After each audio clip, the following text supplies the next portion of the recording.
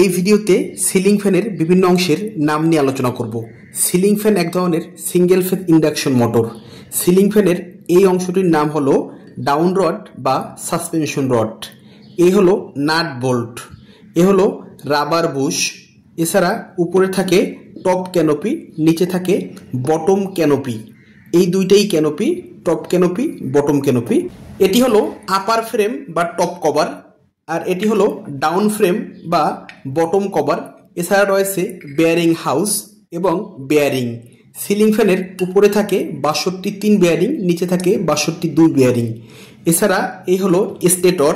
এই স্টেটরগুলো লেমিনেটেড স্টিলের তৈরি এবং এটি হলো রোটর। এই স্টেটরের উপরে কয়েল পেঁচানো হয়, স্টার্টিং কয়েল এবং রানিং কয়েল। এগুলো হলো lock pin, capacitor holder, capacitor এবং হ্যাঙ্গার ক্লাম্প। এছাড়া রয়েছে ফ্যান ব্লেড। ব্লেডের সাথে ফ্যান ব্লেড ব্র্যাকেট রয়েছে। এই ব্লেডগুলো লম্বায় 23 ইঞ্চি হয়ে থাকে। এই যে ফ্যানটি নিয়ে আলোচনা করলাম, এই ফ্যানটি হলো 56 ইঞ্চি সিলিং ফ্যান, 56 ইঞ্চি 1400 মিলিমিটার।